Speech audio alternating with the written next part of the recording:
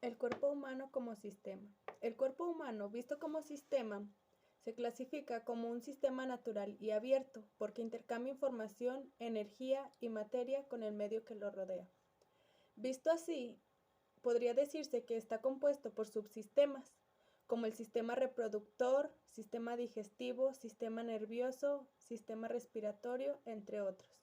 Tiene entradas de los tres tipos de materia, energía e información, que se manifiestan mediante la comida, el agua, el aire, información visual, auditiva, táctil, olfativa y gustativa, luz y calor del sol.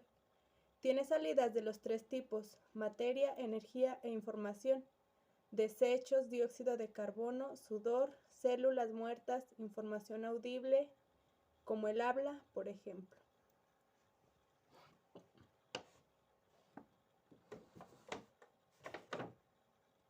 Niveles de organización del cuerpo humano.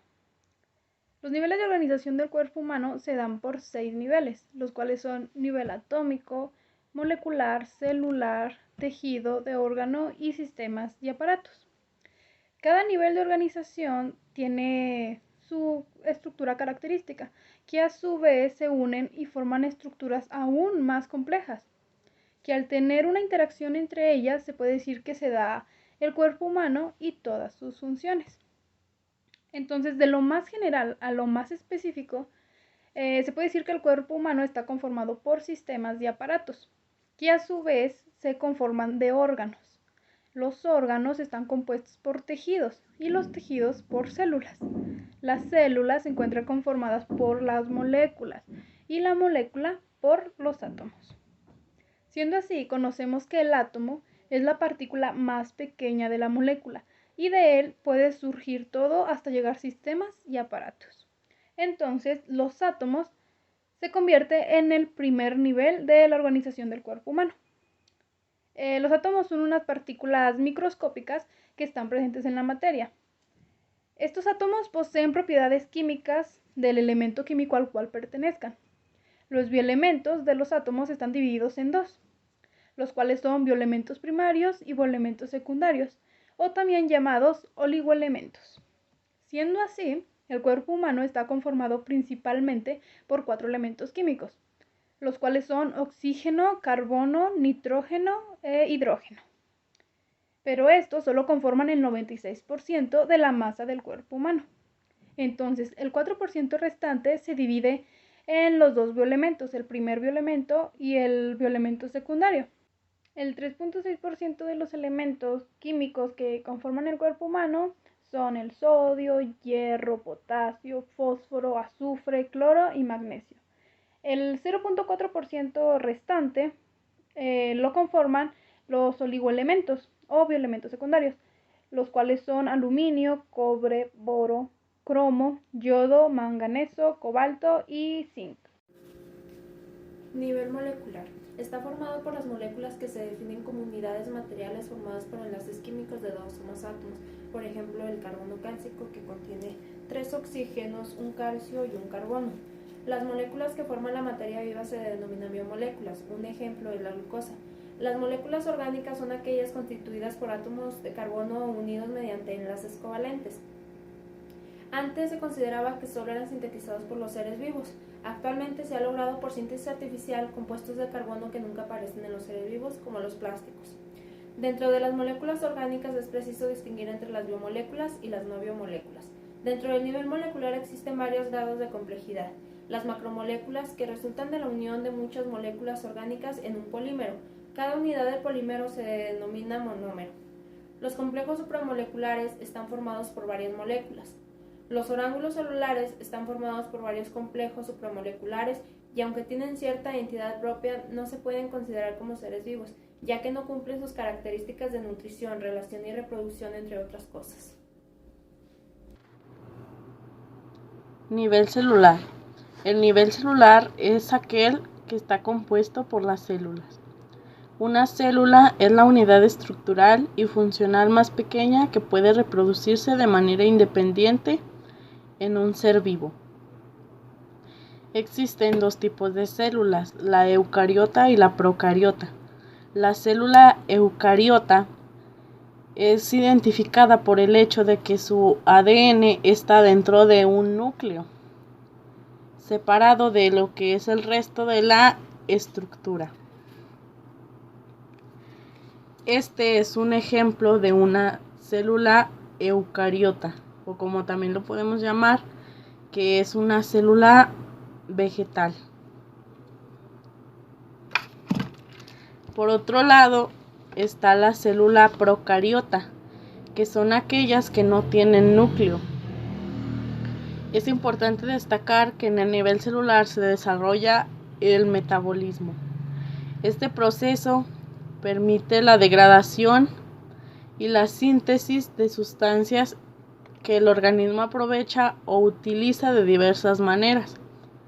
Todos los seres vivos estamos formados por células que cumplen este tipo de funciones. Todos los seres vivos, entre ellos el ser humano, están formados por células y sus funciones están determinadas por estas. Entonces, todos los fenómenos que ocurren en los seres vivos tienen que ser comprendidas por el nivel celular. La salud, la enfermedad, el envejecimiento, la herencia biológica que se les deja a nuestros hijos y, en fin, también la muerte, dependen de las células que están involucradas en ello. Otro de los niveles de organización del cuerpo humano es el nivel órgano. Se estima que el cuerpo humano está conformado exactamente por 78 órganos, de los cuales 21 de ellos se consideran principales. Muchas teorías aseguran que cada hueso es un órgano, por lo que en total serían 315 órganos. Un órgano es el resultado de la unión de varios tejidos que se unen para realizar una función determinada. Por ejemplo, el corazón es un órgano producto de la unión de tejido muscular, nervioso, epitelial. Los tejidos están formados por la unión de células relacionadas. El tejido conjuntivo es el tejido resistente y a menudo fibroso, que tiene como función mantener unidas las estructuras corporales y proporciona resistencia y elasticidad. Se encuentra en casi todos los órganos y es uno de los componentes principales de la piel. Los tendones, articulaciones, ligamentos, vasos sanguíneos y músculos, todos varían según su localización en el cuerpo humano.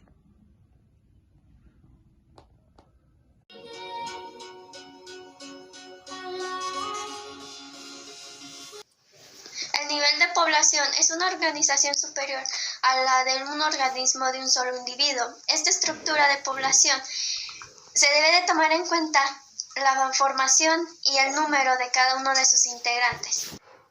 Por ejemplo, su organismo debe de ser congruente con los de su misma especie. No puede estar mezclados entre sí, unos con otros, porque cuentan con características diferentes cada uno. Sin embargo, la población cambia a lo largo del tiempo. Su dinámica está condicionada por factores que conducen a su formación, supervivencia o desaparición. Bueno, a mí me tocó el tema de órgano o organum en latín, que quiere decir herramienta o instrumento. Es una colección de tejidos el cual forman una unidad con funciones especializadas. Por ejemplo, el corazón. Cada una tiene una función diferente y se nombran de acuerdo a su forma y a dónde están ubicados. Como ya sabemos, todos los órganos tienen una función diferente o un trabajo en sí diferente y se adapta al cuerpo. Por ejemplo, el corazón bombea información o sangre a todos los órganos. Entonces, todos juntos forman una unidad que es funcional para el cuerpo. Bien, a mí me tocó exponer cambios en el sistema. Empezamos con los cambios físicos. Estos vienen a las etapas que tenemos durante nuestra vida, que es la infancia, es cuando somos bebés. La adolescencia es cuando ya empezamos a tener ciertos cambios, como es el vello púbico, vello en las axilas, crecimiento de senos o de pene en caso de los hombres. Empieza a haber diferentes olores. Cambia el olor corporal y empieza la aparición del acné.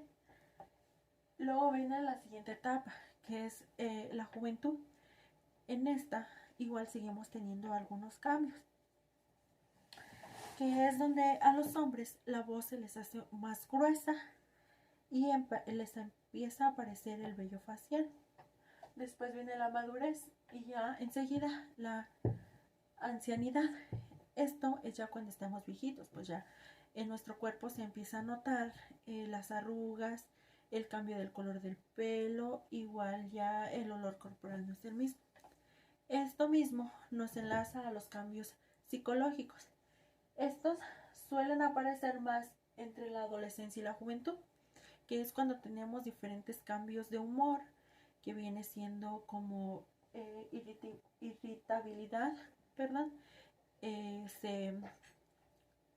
Es donde cuando nos dicen algo y ni siquiera aguantamos y de todo explotamos. La sensibilidad viene entrelazado con lo mismo y la inestabilidad. Todos estos cambios empiezan a surgir entre los niños entre los 3 y los 14 años y entre las niñas entre los 3 y los 15 años. También en los cambios psicológicos empiezan a aparecer nuevas curiosidades para conocer las nuevas cosas. Empieza una nueva forma de pensamientos y comienzan a hacerse nuevas hipótesis que empiezan con su investigación. Dentro del cuerpo humano encontramos las estructuras y funciones corporales. Las estructuras corporales son las partes anatómicas del cuerpo, tales como los órganos, las extremidades y sus componentes. El cuerpo está definido por 3 partes, las cuales son la cabeza, el tronco y las extremidades superiores e inferiores. Algunas estructuras corporales son las siguientes. La cabeza está compuesta por cráneo y cara. El tronco está compuesto por tórax y abdomen. Y las extremidades superiores por brazos, codos, antebrazos, muñecas y manos. Las extremidades inferiores por muslos, rodillas, piernas, tobillos y pies. El cuerpo humano realiza muchas funciones, algunas son más importantes que otras y se pueden dividir en 2 grandes grupos: funciones vitales y funciones no vitales. Las funciones vitales son necesarias para vivir, ya que sin ellas moriríamos. Este se divide en funciones de nutrición, relación y de reproducción. Las funciones de nutrición son las relacionadas con la respiración y la alimentación de las células.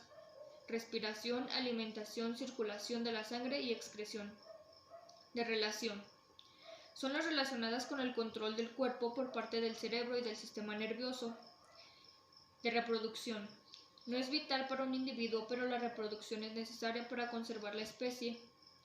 Funciones no vitales son aquellas que, siendo importantes, no son vitales, no nos morimos si no las hacemos. Por ejemplo, hay gente que puede vivir pero no puede andar.